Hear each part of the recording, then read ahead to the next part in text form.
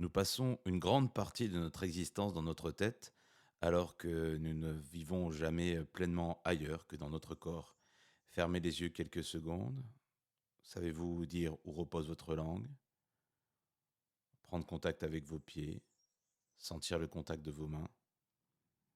Après l'épisode sur le mental, nous allons dans ce nouvelle chronique du mage revenir pleinement dans notre corps.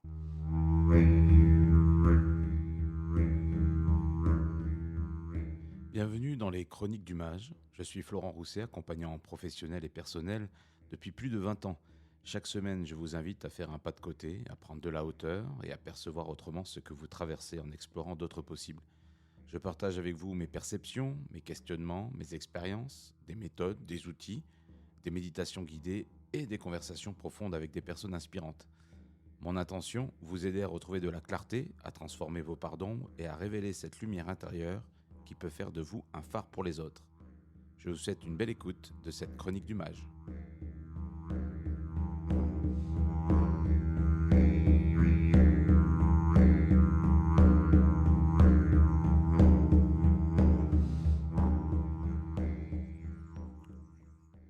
Alors dans cette chronique, je vais vous proposer de revenir à l'essentiel, de revenir à vous-même et de revenir à vous-même à travers votre corps. Heu, Ça me rappelle, un ami, aussi quelqu'un qui a été pour moi un mentor et disait que, les générations, qui arrivent, il me disait ça il y a déjà une dizaine d'années, étaient quelque part, hors sol, comme si elles étaient, déracinées, qu'elles vivaient, dans d'autres strates, dans le mental et qu'il n'y avait pas de racines profondes. Eh bien, ce que je vous propose aujourd'hui, c'est, de revenir à votre corps, d'habiter pleinement votre corps, de vous questionner sur la relation à votre corps, sur le temps que vous y consacrez, sur la manière dont vous vous en occupez, sur ce que votre corps dit de vous, dit de votre identité, dit de votre personnalité, le corps dit aussi de votre relation aux autres, de votre relation au monde, et je vous proposerai de l'interroger de différentes manières. Alors, déjà, ce qu'on peut effectivement observer, c'est que notre plus grande déconnexion, elle n'est pas avec les autres, mais elle est avec nous-mêmes dans notre propre corps et que nous habitons souvent, notre mental et que nous oublions souvent de revenir à notre corps. Alors il est vrai que, on n'a pas à penser pour que notre corps fonctionne. C'est la grande magie de notre biologie, c'est un système qui quelque part, s'autorégule, donc on n'a pas à penser à respirer, nos poumons se gonflent d'eux-mêmes. On n'a pas pensé à activer, les battements de notre cœur. Le cœur, bat, quand tout va bien, de lui-même. On a tout un tas d'organes qui fonctionnent comme ça sans qu'on a à y penser. Donc ça, c'est une partie de notre corps, c'est les organes qui nous constituent. Notre corps aussi, adopte aussi, certaines attitudes, certains réflexes qui sont façonnés, depuis notre plus tendre enfance sur, notre environnement, sur la manière dont on a été élevé, éduqué, sur peut-être les sports que l'on a pratiqués ou pas, sur, voilà, notre morphologie, notre physiologie. Il y a tout un héritage génétique qui aujourd'hui l'épigénétique nous montre qu'on hérite de tout cet héritage-là, de nos aïeux, de nos parents, de nos grands-parents, de notre lignée maternelle ou de notre lignée paternelle et donc on a tout un héritage lié, à notre corps. Et effectivement, on vit beaucoup dans nos sociétés, dans nos cerveaux, dans nos têtes. Est-ce que vous prenez le temps d'écouter votre corps? Est-ce que vous prenez le temps d'écouter quand il est en forme, d'écouter quand il est fatigué, d'écouter ce qu'il vous demande? Est-ce qu'il a besoin d'activité? Est-ce qu'il a besoin de repos? Est-ce qu'il a besoin de divertissement? Est-ce qu'il a besoin de mouvement? Est-ce que vous consacrez des rituels dans votre journée pour bien démarrer votre journée, pour vous relier à votre corps? Et le corps, c'est aussi, donc faut en prendre soin, faut s'en occuper. Donc on entend aussi beaucoup aujourd'hui, les comment dire? Les activités notamment des plus jeunes générations dans les salles de sport pour le sculpter se sont, énormément développées. Mais moi là, je vais vous proposer une autre approche en fait pour découvrir de manière différente votre corps, inspiré aussi des pratiques que je peux avoir, notamment, de qigong, de tai chi et des arts martiaux que je pratique depuis plusieurs années. Alors dans un premier temps, effectivement, je trouve qu'on a quitté notre corps, qu'on est dans un monde où on est beaucoup cérébral, dans une société qui sait aussi, alors il y a des personnes qui travaillent encore dans l'agriculture, dans la production industrielle, et dans mes clients que je peux suivre, je rencontre aussi toutes ces populations-là, et aussi beaucoup d'activités où on s'est tertiarisé, où on échange derrière un ordinateur, on communique par des mails, par des visioconférences, et du coup, on est très peu en mouvement. Donc il y a déjà une dimension effectivement de sédentarisation. Notre corps se meut peu, on se dépense moins, on utilise souvent la voiture pour aller d'un point A à un point B ou les transports en commun. Peut-être que c'est parfois, contrairement à moi qui habite à la campagne et qui côtoie des agglomérations plutôt moyennes, les personnes qui sont en ville, notamment parisiennes, lyonnaises ou autres, se déplacent peut-être plus et marchent davantage peut-être à pied. Donc s'il y a cette option de marcher, de se mettre en mouvement, cette notion aussi de se confronter aux autres, de se confronter à des espaces publics, et de consacrer du temps à soi, du temps à son corps. Alors, son corps est intéressant, c'est prendre soin de soi pour la santé. Ça, je vous en parlerai rien de nouveau. Que notre corps, comme notre corps mental, on parlait la dernière fois lors du podcast, il faut savoir quelle nourriture on donne à son mental, quelles sont les pensées qu'on nourrit, les idées que l'on entretient, celles que l'on décide de faire fructifier, et celles aussi qui nous limitent et qu'il faudrait déraciner. On en parlera peut-être effectivement lors d'une autre chronique du mage, de ces techniques-là pour déraciner des pensées, en mettre d'autres. Mais dans son corps, c'est pareil, il faut faire attention effectivement à ce qu'on fait rentrer dans son corps. Alors on fait rentrer différentes choses. On y fait rentrer bien entendu de l'alimentation, donc nous sommes aussi ce que nous mangeons. On y fait rentrer de l'environnement, nous sommes aussi l'environnement que nous côtoyons.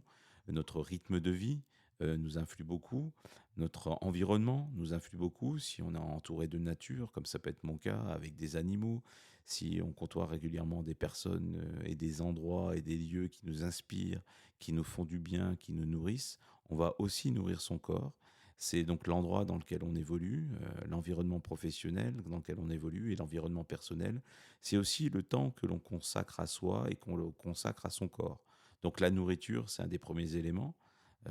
Manger sainement, manger ce qu'il est bon pour votre corps, connaître parfois, moi je vois aussi dans l'évolution de mon corps, qui à des moments donnés, des ingrédients qui sont moins bons à manger. Alors sans tomber dans le débat de tiens, est-ce qu'il est bon de manger du lait, est-ce qu'il est bon de manger du gluten avec les intolérances qui se développent, etc. Mais en tout cas, moi j'ai pu observer que si je mangeais trop de fromage, j'avais certaines douleurs dans le corps. Qui pouvaient que ça apportait de l'humidité et qui pouvaient effectivement me rendre le quotidien un peu plus difficile. Lorsque je mange trop de gluten, j'ai aussi mon estomac et mes intestins qui réagissent, et mon corps qui se met en mode réaction, et que ça me provoque certaines douleurs, certains problèmes de digestion. Donc ça, j'ai pu le constater également. Si je regarde au niveau personnel, et ben effectivement une certaine difficulté par rapport au mouvement, à la souplesse dans l'espace. Autant l'intériorisation du corps et ressentir ce qui se passe à l'intérieur, c'est quelque chose qui est assez évident pour moi. Autant j'ai dû compenser et travailler, notamment à travers les arts martiaux, la souplesse du corps avec le yoga et les arts martiaux, la souplesse du corps et puis le déplacement dans l'espace. Donc il y a aussi consacré du temps et du quotidien et du rituel à son corps. Alors après, pour avoir les différentes pratiques, mais le corps, c'est aussi la porte de notre instant présent.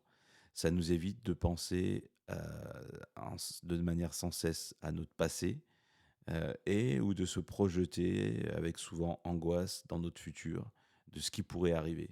Donc revenir à son corps, c'est revenir à soi, et c'est revenir profondément à l'instant présent. Et pour cela, j'ai tellement de choses à raconter sur le sujet.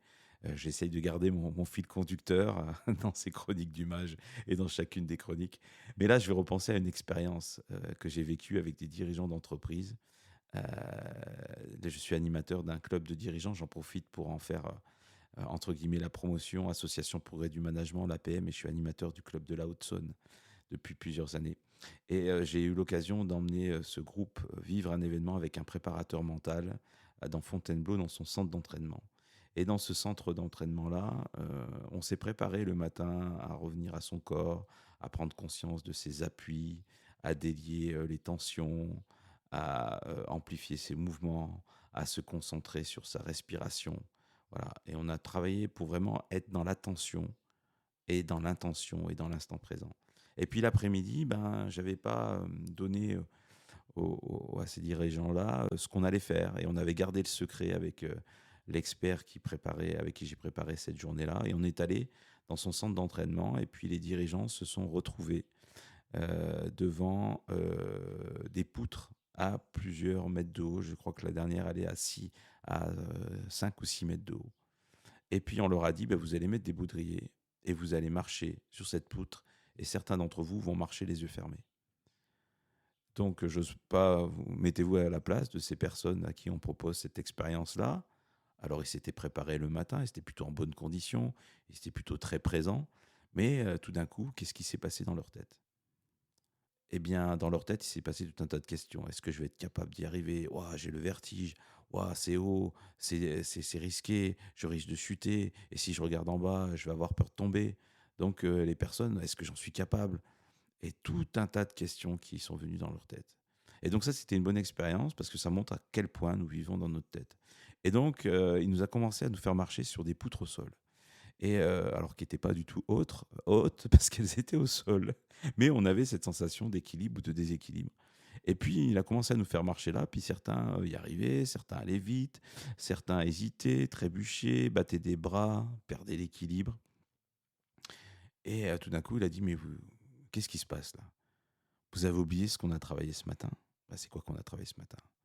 Eh ben, c'était revenir à sa respiration, revenir à ses appuis, faire un pas après l'autre, dérouler pleinement son pied, ses appuis, avancer un pas après l'autre, revenir à chaque instant dans son corps et à chaque étape et décomposer les mouvements. Et à partir de ce moment-là, il a commencé à nous guider, à nous coacher sur cette marche-là, déjà au sol. Et ensuite, chacun a pu monter à l'échelle et gravir les différentes étapes, les différents degrés, les différentes hauteurs pour marcher sur les poutres. Et ben, il nous accompagnait pour être présent, même à monter à l'échelle. On avait bien entendu équipé de protection, de casque, de baudrier et de tout ce qu'il faut. Mais nous sommes montés à l'échelle les uns après les autres. Et puis, et même lorsque le stress arrivait, même pour monter à l'échelle, eh bien, c'était l'idée, c'est de revenir à ses appuis, à la sensation de son pied, de monter un barreau, et puis de pousser avec sa jambe, et ensuite attraper l'autre barreau avec l'autre main, et de regarder juste devant ou juste au-dessus, sans regarder en bas, de reprendre contact avec sa respiration, de sentir ce qui se passe dans son corps. Et ensuite, on passe au barreau suivant, on lève le pied, on pose le pied, on pousse avec sa jambe, on lâche une main, on rattrape l'autre main, etc. Et ensuite, arrivé, vous allez me dire, bah, ok, on monte à l'échelle, mais rien que là, on peut avoir les sensations de vertige. Et moi, j'ai dû vaincre aussi ces sensations, cette peur de vertige, même si dans ma jeunesse, j'ai pu faire un peu d'escalade, mais c'était justement pour braver cette peur de la chute que j'ai aussi aujourd'hui, hein, pour tout vous dire. Également dans les arts martiaux, cette peur de la chute que je travaille depuis tant d'années et que je revisite lorsqu'il nous notamment de faire des chutes plaquées ou des choses comme ça, cette peur de chuter. Et du coup, eh bien, lorsqu'on arrive sur cette poutre, même la première qui était genre à 2 mètres de haut, eh bien, la même démarche, on est sur la poutre, on regarde droit devant, on revient à sa respiration, on pose un pied, on sent la sensation du pied, on déroule le pied, on lève l'autre pied, on pose le pied, on sent l'appui, on, on redéroule, on lève tranquillement l'autre jambe et on avance comme ça en se concentrant, en revenant dans son corps, en habitant pleinement son corps, en se concentrant sur sa respiration, en se concentrant sur ses appuis et surtout pas laisser le mental reprendre le dessus. Alors on a vu une personne effectivement qui est tombée à 6 mètres de haut, alors sans se faire mal parce que bon, je vous rassure, on était assuré avec les baudriers et cette personne a pu rapidement euh, se, ra- se, euh, se remettre en équilibre. Mais parce qu'à un moment donné, cette personne-là, elle avait perdu le fil, elle n'était plus dans son corps, le mental avait repris le dessus, elle a commencé à regarder à droite, à gauche, à regarder en bas. Ah, c'est compliqué, je suis haut, je suis déséquilibré, et là, elle est tombée. Mais à partir du moment où on reste pleinement présent et pleinement dans son corps et qu'on l'habite pleinement à l'instant présent, sans penser à ce qu'on a fait avant, sans penser à ce qu'on va faire après, qu'on est pleinement là, c'est là que l'on est pleinement vivant et que l'on obtient son plein potentiel. Et donc, pour conclure sur cette anecdote et ce partage d'expérience, là, j'ai pu voir un groupe d'une quinzaine de dirigeants très soudés, très à l'écoute des uns des autres, et chacun, même avec la peur du vertige, a pu vivre pleinement l'expérience et a réussi à braver sa peur, à revenir à son corps et à traverser durant plusieurs mètres, même parfois les yeux bandés, cette poutre à 6 mètres de haut. Et je vous garantis que ça fait une expérience forte, que ça garde un souvenir prégnant et qu'on en reparle régulièrement. Et que ma foi, bah, maintenant, ça permet de dire aux personnes que tout est possible et que c'est important lorsqu'on a des difficultés, lorsqu'on rencontre des problèmes, lorsqu'on est face à des décisions parfois difficiles, à des situations un peu complexes, de pouvoir revenir pleinement à son corps et de l'habiter pleinement et de revenir à cet instant présent-là. Voilà, donc le corps, c'est pas qu'un véhicule, c'est le lieu de notre vie où tout se déroule.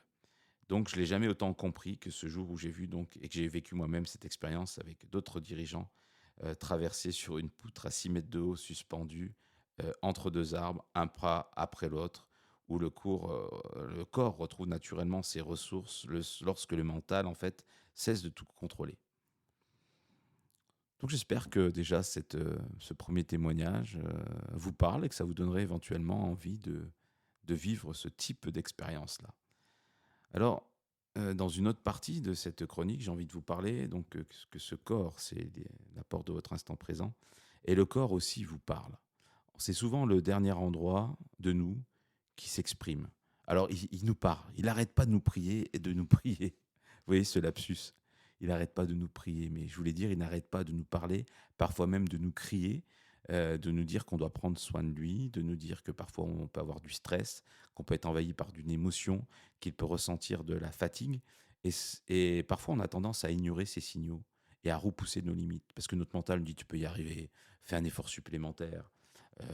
Tu peux produire davantage, tu peux rallonger tes journées, tu peux accélérer encore la cadence, ne lâche pas l'affaire, vas-y, tu es fort ou sois fort, fais effort. Enfin, toutes ces injonctions qu'on pourrait effectivement avoir.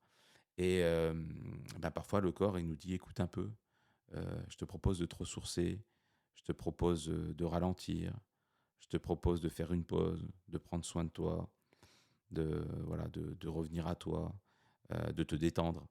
Et quand on l'écoute pas généralement, alors souvent il y a des signaux faibles, hein, mais quand on l'écoute pas, eh bien, il peut se passer des choses où le corps, il lui arrive quelque chose. Alors ça peut être une maladie qui se développe, ça peut être, une cheville, qui se tord ou qui se foule, ça peut être, un doigt qui est blessé, une articulation abîmée, ça peut être, une partie de nous qui va se casser. Ça peut être quand on en a plein le dos, un dos qui est en souffrance, une nuque qui est raide, un cou qui se bloque, une sciatique qui réapparaît. En fait, tout un tas de choses où notre corps, au bout du compte, nous dit: «Regarde, prends en compte ce que tu vis, ce que tu es en train de vivre sur le plan physique, énergétique, émotionnel, mental et écoute ton corps, il est en train de te parler». Et bah, parfois, le mental, n'a pas envie d'écouter et parfois on ne sait, peut-être même pas, vraiment, l'écouter. Voilà, donc ce corps qui nous parle et il nous parle sans cesse, mais nous attendons souvent qu'il se mette à crier avant de l'écouter. Alors je vous parlais de fatigue, de tension, de des fois difficulté à respirer, de douleur, d'une mauvaise circulation de l'énergie. Donc il est important d'écouter les signaux de son corps. Et là, j'ai envie de vous dire, bah, qu'est-ce que votre corps est en train de vous dire en ce moment? S'il avait une petite bouche, qu'est-ce qu'il vous dirait votre corps? Comment il vous parlerait? Est-ce qu'il vous dirait, «Ah, j'en peux plus, j'ai besoin de je suis fatigué, j'ai besoin de repos, j'ai trop de stress», ou au contraire: «Je suis trop, en repos là, derrière un bureau, j'ai besoin de mouvement, j'ai besoin de m'aérer, j'ai besoin de me défouler, j'ai besoin de contact avec la nature». Peut-être qu'il vous dirait: «J'ai besoin voilà, d'être éprouvé physiquement, d'endurer des choses». Qu'est-ce qui vous dirait votre corps en ce moment? Donc je vous invite vraiment à vous poser la question là, maintenant, et puis à vous poser la question aussi à l'issue de l'écoute de cette chronique. Mon corps, comment je me sens dans mon corps? Et s'il avait une petite bouche, qu'est-ce qu'il pourrait me dire? C'est une formulation que j'aime bien utiliser dans mes accompagnements et mes formations. Voilà. Alors, et il est important de prendre soin de son corps. Il y a différentes manières de prendre soin de son corps. C'est bien entendu la nourriture que l'on va ingurgiter. On peut être végétarien, flexitarien, peu importe. Mais en tout cas, c'est de savoir de son dont son corps a besoin. Et ça peut évoluer dans le temps. Certaines personnes ont besoin de 3 repas par jour, d'un petit déjeuner copieux. Moi, je sais que pour ma part, aujourd'hui, malgré tous les conseils que pourraient donner des nutritionnistes ou des naturopathes ou que sais-je encore, et que je respecte dans leurs fonctions, mon corps, lui, il a besoin de faire du jeûne intermittent. Je n'arrive plus à manger le matin, j'en en ai plus envie. Et donc, je vais prendre plutôt un repas de midi assez copieux, et puis un repas du soir un peu plus léger, et puis pendant une douzaine d'heures ou plus, ne pas manger, et parfois un repas par jour. Donc ça, c'est une manière d'aborder les choses avec la nourriture. Il y a aussi la dimension de sommeil. De combien d'heures de sommeil avez-vous besoin? Votre corps, il en a besoin de combien pour se sentir pleinement vivant, pleinement régénéré, pleinement en forme? Donc ça peut être aussi un des critères. On sait que c'est bon aussi de se relier au mouvement naturel. C'est-à-dire qu'une heure de sommeil après 21 heures, alors ça peut paraître compliqué quand on est en été, quand on est en plus on a eu le changement d'heure et donc on a envie peut-être socialement de se coucher beaucoup plus tard, mais que si on s'adapte au rythme de la nature, se coucher à 9 heures du matin, alors pour moi 9 heures du matin, 9 heures, 21 heures le soir, pour ma part c'est plutôt 21h30, 22 heures, j'essaye de ne pas le dépasser, hormis pour quelques soirées un peu exceptionnelles. Et puis se lever tôt le matin avec le lever du soleil, donc un lever vers les 5 heures, 6 heures, idéalement 5 heures, pour moi c'est plutôt 6 heures. 6 heures, on sait qu'à ce moment-là, eh bien, notre corps et tous les organes de notre corps, là je fais référence notamment à la médecine chinoise, pourront, eux, se régénérer pleinement. Et que si on se couche trop tard, on va décaler cette régénération et on ne va pas pouvoir remplir 100% de sa batterie de régénération. Notre corps sera peut-être régénéré le matin qu'à 70 ou 80%, ce qui va potentiellement entraîner progressivement des sensations de fatigue et d'accumulation de fatigue. Et c'est de même le matin, si on reste trop dans le lit, qu'on fait des grasses matinées, qu'on se réveille, voilà, qu'on dort trop, qu'on fait des grandes siestes, eh ben, on va perdre cette capacité à se régénérer et on va commencer le matin, au-delà de 6 heures du matin, à consommer de l'énergie quand on va se, quand on va se réveiller trop tard. Et donc, nos organes seront déjà mis en branle, notre corps sera déjà, et notre mental, consommateur d'énergie. Et au lieu de se réveiller, de vivre pleinement et d'avoir pleinement de l'énergie et d'en profiter un maximum, on va commencer, même dans notre sommeil, dans notre fin de cycle de nuit, à consommer de l'énergie.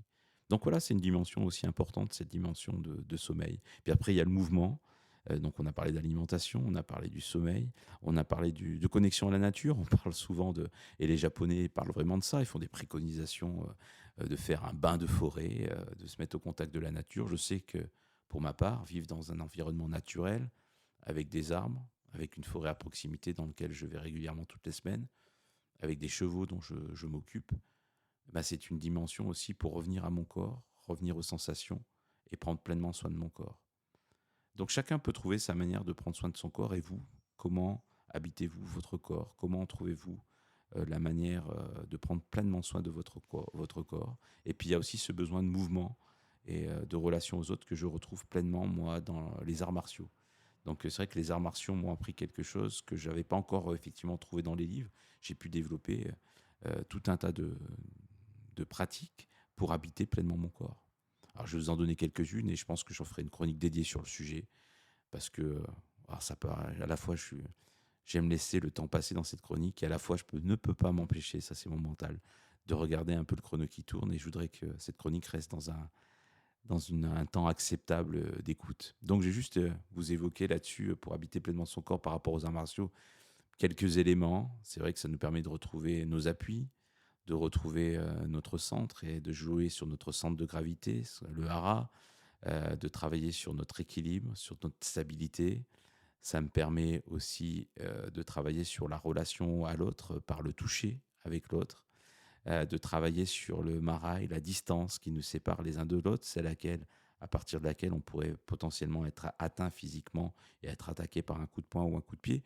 Mais donc il y a notre distance de sécurité, il y a aussi le fait d'être chez soi, d'être chez l'autre, ne pas se laisser envahir par l'autre et quand il le faut pour déstabiliser son partenaire, pouvoir envahir l'espace de l'autre et déstructurer l'autre dans son corps et de pouvoir aussi habiter son corps, c'est, voilà, être pleinement accepté d'être chez soi et de connaître son chez soi. Parce que parfois, c'est comme si on avait l'impression qu'on habitait notre, corps, mais qu'on ne le connaissait pas vraiment, que c'était une maison un peu inconnue, dont on n'en connaissait pas tous les recoins, toutes les pièces, de dialoguer avec son corps et qu'on ne parle pas forcément la même langue et qu'on ne sait pas forcément détecter ce que le corps est en train de nous dire. Donc je reviendrai plus en détail dans une prochaine chronique sur la relation avec les arts martiaux et le fait d'habiter pleinement son corps. Et ce que je vous propose de faire, c'est simplement, allez, je me laisse tenter. Cette chronique sera un peu plus longue, mais j'ai pas envie de simplement de vous parler, j'ai envie de vous faire vivre aussi une expérience que j'aime énormément faire pour revenir à son corps, parce que je vais vous donner des outils simples et des outils concrets qui vous permettent de revenir à votre corps. Donc cette expérience-là est simple, c'est la suivante, c'est de pouvoir faire le voyage intérieur, le body scan, de scanner les différentes parties de votre corps. Donc voilà, je vous propose pour ceux qui ont envie de rester et expérimenter la suite de cette chronique-là, c'est soit d'arrêter là, puis de vous dire qu'une manière de revenir à son corps, c'était une invitation, cette chronique, et de revenir à l'instant présent, c'était rien d'autre que de revenir déjà habiter pleinement son corps, et je le pense vraiment. Et puis pour ceux qui ont envie de prolonger ce podcast avec moi, qui sera un peu plus long que les fois précédentes, je vous invite à vivre pleinement cette expérience euh, et à vous détendre et à vous laisser porter. Allez, je vais expérimenter quelque chose avec vous là, en direct live, même si vous écoutez cette chronique de manière enregistrée. Je vais vous proposer, voilà, de faire le body scan. Et pour cela, je vais vous mettre un peu de musique progressivement. euh, et pour vous permettre de détendre effectivement votre corps. Voilà. Donc là, vous devez entendre un peu ce tambour de la mer, ce bâton de pluie euh, qui, qui vient vous détendre. Donc je vous invite à vous installer confortablement, à décoller peut-être si vous êtes assis légèrement le dos de votre dossier, de votre chaise, d'avoir les pieds bien parallèles les uns à côté des autres et de tranquillement vous détendre, revenir à vos sensations et de faire un voyage à l'intérieur de votre corps. Alors dans un premier temps, je vous invite à écouter. Voilà, je descends un petit peu la musique du tambour de mer, du bâton de pluie, et écoutez ce qui se passe autour de vous. Quels sont les sons que vous entendez? Peut-être des sons à l'intérieur de l'endroit où vous êtes, des sons peut-être à l'extérieur, peut-être que vous entendez que le son de votre respiration parce que vous écoutez ce podcast en marchant. Voilà, je vous invite à vous arrêter si vous marchez le cas échéant. Et je vous invite à reprendre contact avec votre environnement intérieur et extérieur à partir du son et des sonorités que vous pouvez entendre.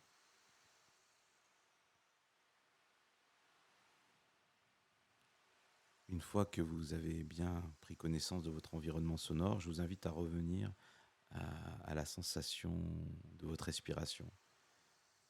Regardez, observez comment vous écoutez, comment vous respirez. Est-ce que vous avez une respiration haute au niveau de la poitrine? Est-ce que votre respiration est courte ou bien elle est longue? Est-ce que votre respiration, elle est plutôt abdominale? Elle est plutôt profonde?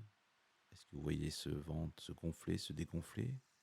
Vous pouvez aussi, si ça vous aide, prendre quelques inspirations et quelques expirations en mettant les mains sur votre ventre et en sentant votre ventre gonfler ou votre ventre dégonfler.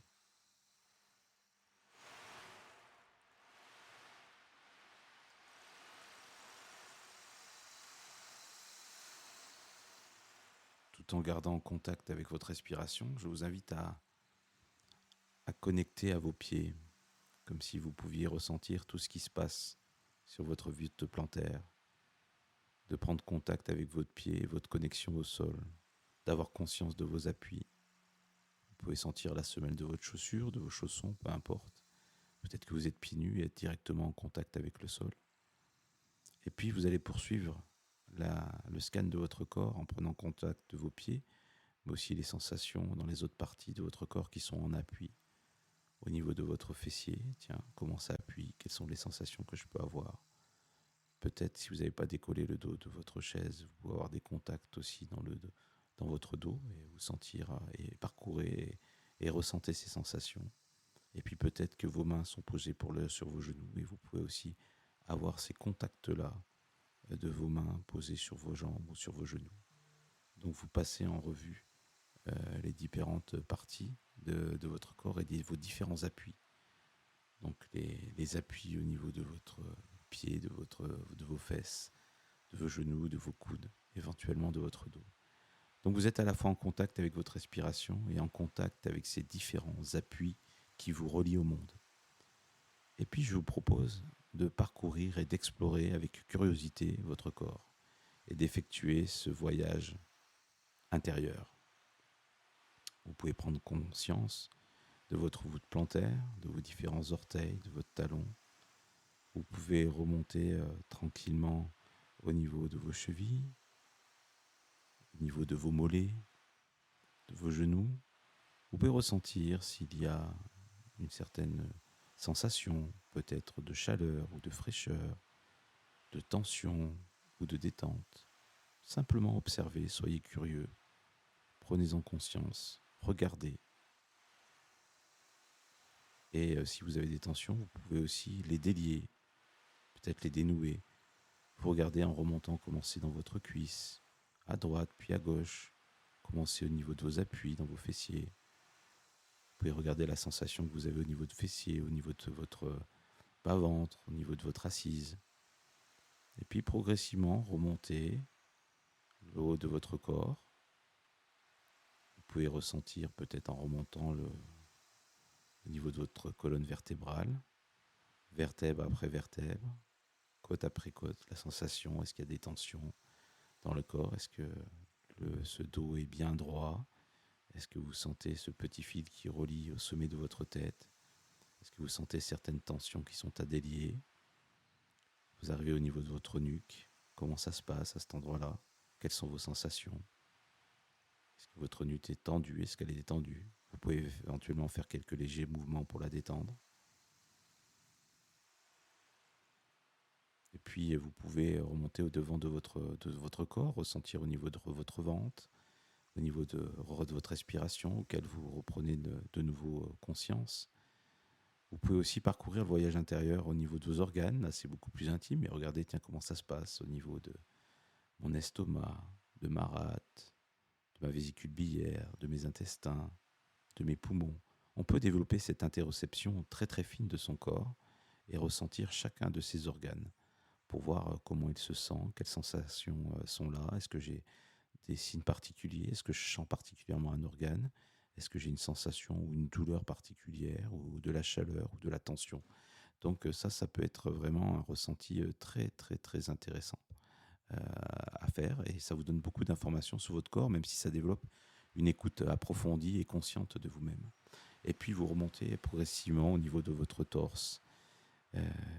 Au niveau, vous pouvez sentir les battements, bien entendu, de votre cœur et observer, écouter votre rythme cardiaque. Vous pouvez prendre conscience au niveau de vos épaules. On a parlé de votre cou, de votre trapèze, de comment c'est tendu ou détendu en ce moment. Peut-être votre corps s'est détendu, vous êtes toujours concentré sur votre respiration. Vous ressentez chaque partie, chaque tissu, chaque membre, chaque organe de votre corps et vous ressentez à présent vos épaules. Vous ressentez vos bras, vos coudes qui sont peut-être posés sur vos genoux, vos avant-bras. Vous allez porter votre attention jusqu'au contact de vos mains, peut-être sur vos cuisses, et puis de chacune de vos extrémités, chacun de vos doigts. Et puis cette attention va se porter sur votre cou et progressivement sur votre visage, en commençant par le menton, votre mâchoire, votre bouche. Portez attention à l'intérieur de votre bouche, au niveau de votre langue, de votre palais, et puis aussi des différentes dents qui composent votre bouche. La sensation dans vos oreilles, dans votre cou, sur vos joues, vos pommettes, Voilà. Ça peut être aussi à la commissure de vos lèvres, à l'extrémité même vers vos yeux de votre mâchoire. C'est là où souvent les dernières tensions du corps apparaissent, les dernières crispations apparaissent. Et vous pouvez ressentir comment c'est, est-ce que c'est tendu ou pas, et vous pouvez détendre, décrypter, enlever de la crispation à certaines parties de votre corps. Regardez comment est votre nez et les sensations de votre respiration. Vous pouvez aussi porter attention à l'air chaud qui en ressort à votre expiration et à l'air frais qui rentre, et imaginez ce circuit de l'air qui rentre et qui sort à l'intérieur de vous. Comment sont vos paupières? Est-ce qu'elles sont légères? Est-ce qu'elles sont lourdes? Est-ce qu'elles ont de la fatigue, de la lassitude? Votre front, comment est-il? Les tissus de votre visage, est-ce qu'il est soucieux, plissé? Est-ce qu'il est détendu? Et vous pouvez parcourir comme ça aussi, comme si vous parcouriez jusqu'au sommet de votre tête, chacun de vos cheveux. Et je vous propose d'avoir conscience de vous-même, de revenir à vos sensations depuis euh, votre respiration, la pointe de vos pieds, votre voûte plantaire, vos appuis et l'ensemble des parties de votre corps, et de prendre comme ça quelques instants pour ressentir pleinement votre corps vivant, pleinement dans l'instant présent.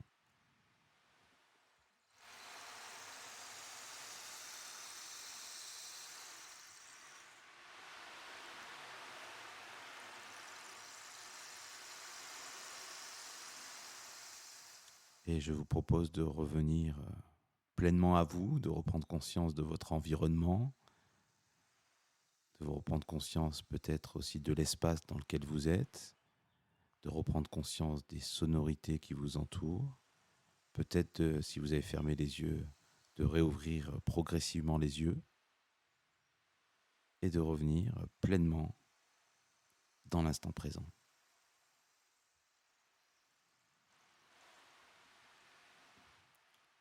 Voilà, alors je ne sais pas comment vous vous sentez après cette guidance, cet exercice de relaxation et de reliance à soi, donc qui nous a fait un petit peu dépasser les 30 minutes de podcast que je cherche effectivement à ne pas dépasser, mais je pense que c'est important de vous proposer une pratique pour habiter pleinement son corps et revenir pleinement à soi.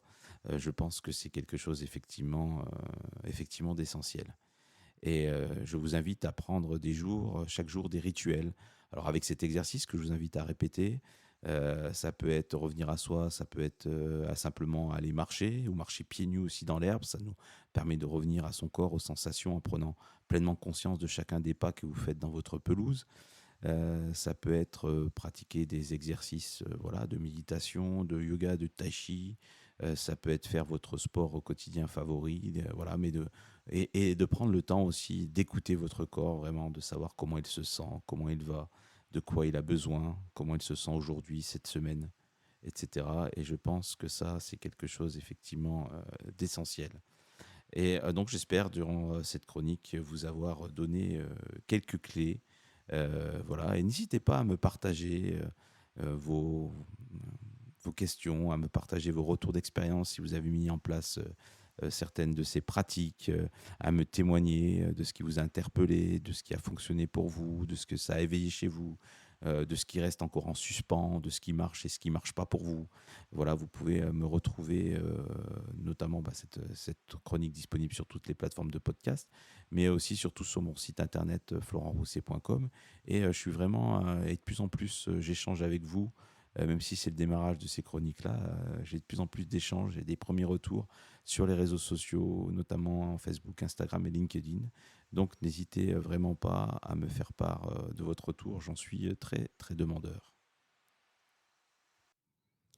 J'ai pris énormément de plaisir à vous accompagner durant cette chronique du mage pour vous inviter à habiter pleinement votre corps, à ne plus être seulement dans votre tête ou à être des personnes hors sol, mais à vivre pleinement enraciné et être à l'écoute de votre corps.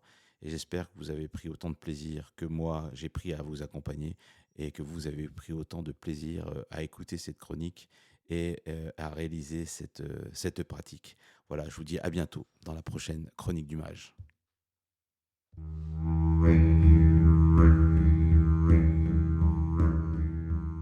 Je vous remercie d'avoir écouté cette chronique du mage jusqu'au bout.